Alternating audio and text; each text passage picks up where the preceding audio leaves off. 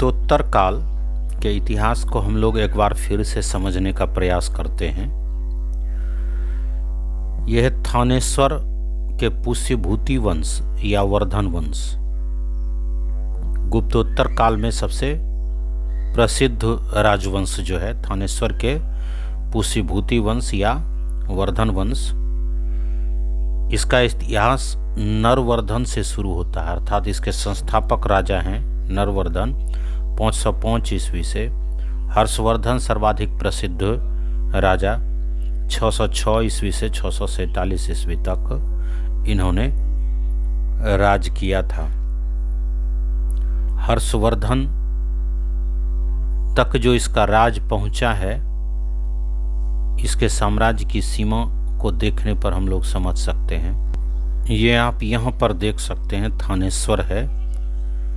प्रारंभ में पुष्यभूति वंश अर्थात वर्धन वंश के साम्राज्य की सीमा यही थी, लेकिन हर्षवर्धन के काल में पुष्यभूति वंश अर्थात वर्धन वंश के साम्राज्य की सीमा ये हुई थी, ये हर्षवर्धन काल में।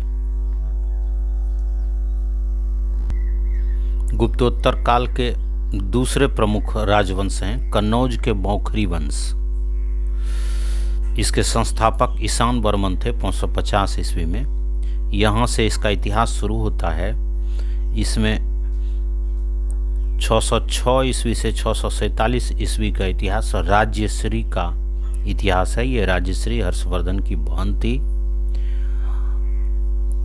और सबसे अंतिम शासक सुचंद्र वर्मा 647 से 664 ईस्वी तक रहा है कन्नौज के मौखरी वंश का। यह है कन्नौज के मौखरी वंश का साम्राज्य। यहाँ पर हम लोग एक राजवंश देख पा रहे हैं, बल्लभी का मैत्राक। बल्लभी का मैत्राक, इसके संस्थापक थे भट्टारक 475 ईस्वी में। ये बल्लभी का मैत्राक, इसके संस्थापक भट्टारक थे। बाद में इसके प्रसिद्ध शासक द्रोण सिंह, दूसरे प्रसिद्ध शासक और सबसे अधिक शक्तिशाली शासक ध्रुवसेन द्वितीय हुए, जिसकी चर्चा हुएनसोंग ने भी की है। प्रयाग सम्मेलन जो कराए थे हर्षवर्धन ने, तो प्रयाग सम्मेलन में उपस्थित राजाओं में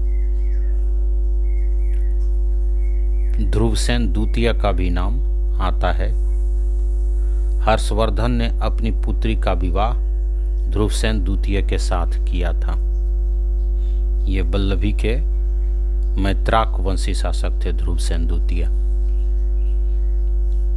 बाद में अरबों ने बल्लभी को अपने साम्राज्य में मिला लिया था।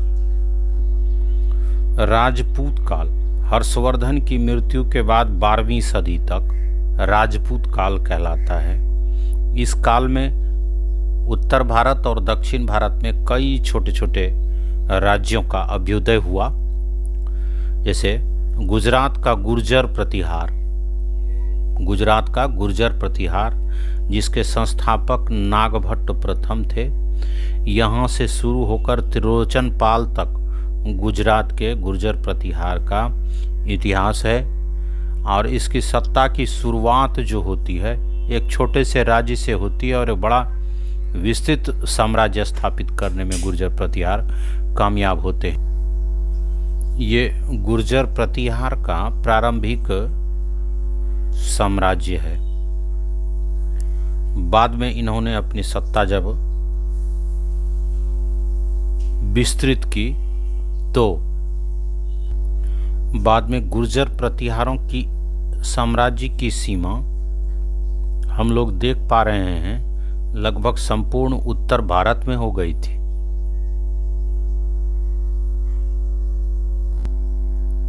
कन्नौज का गहड़वाल वंश, संस्थापक चंद्रदेव 1080 ईस्वी।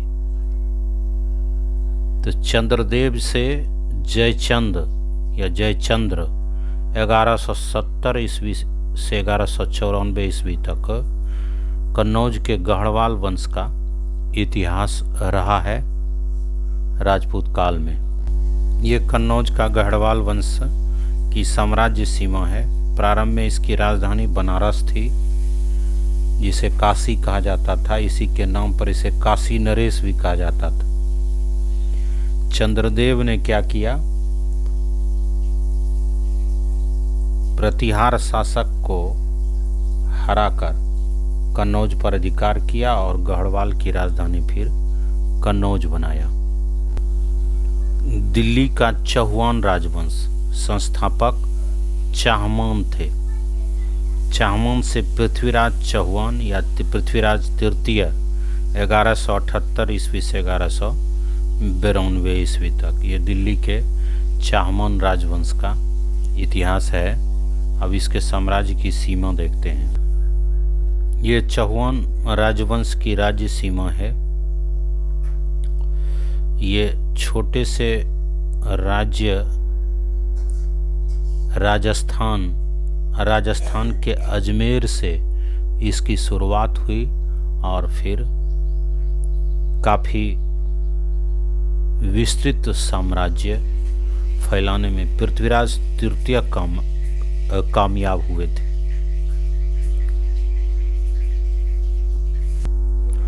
बुंदेलखंड या जेजाक भुक्ति का चंदेल वंश संस्थापक नन्नू 831 ईस्वी से अंतिम शासक परमर्दिदेव वर्मन या परमल 1165 से 1203 ईस्वी तक ये अंतिम शासक हैं। परमर्दिदेव वर्मन या परमल। ये चंदेलों का साम्राज्य है, हम लोग देख सकते हैं। जेजाक भुक्ति अर्थात बुंदेलखंड का ये चंदेल है। यह मालवा के पारमार वंश। इसके संस्थापक के विषय में काफ़ी कन्फ्यूज़न है, कहीं कहीं उपेंद्र मिलता है। मालवा के पारमार वंश का संस्थापक उपेंद्र। यहाँ पर सियक द्वितीय या वाकपति मुंज है 992 ईस्वी से 998 ईस्वी और सबसे अंतिम शासक सिंधु राज 998 ईस्वी से 1000 ईस्वी तक। यहाँ पर मालवा के पारमार राजवंश को दिखाया गया है।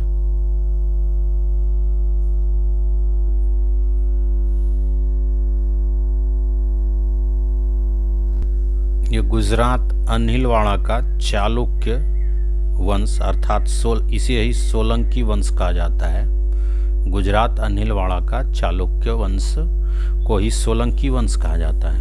इसके संस्थापक मूलराज प्रथम थे 941 ईस्वी से 995 ईस्वी तक। यहाँ से लेके इसका इतिहास मूलराज द्वितीय तक चलता है 1178 ईस्वी में।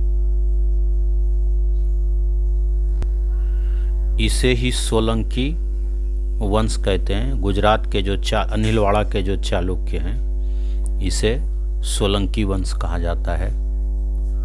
इसमें हम लोग देख सकते हैं सोलंकी वंश के साम्राज्य की सीमा।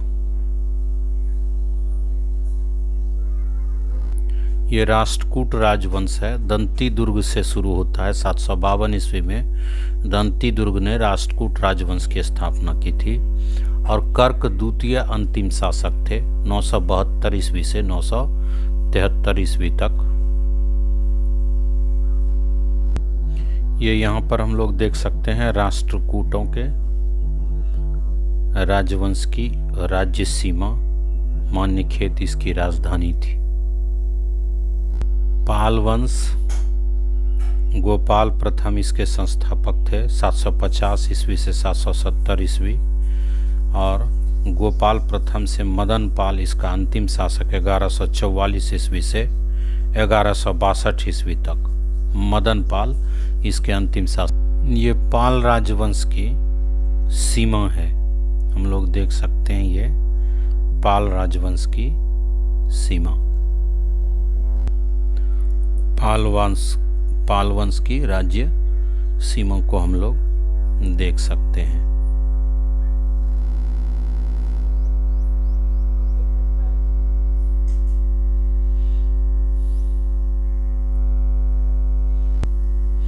बंगाल के सेन वंश के संस्थापक सामंत सेन थे। 1070 ईस्वी से 1096 ईस्वी।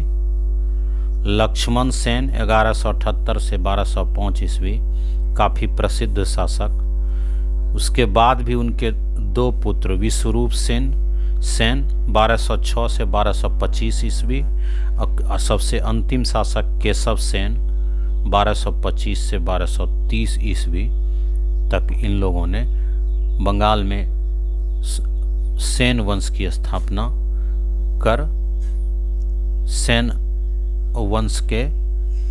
सेन वंश का शासन चलाया। ये यहाँ पर सेन वंश के साम्राज्य की सीमा हम लोग देख सकते हैं। लखनऊ 30 की राजधानी थी।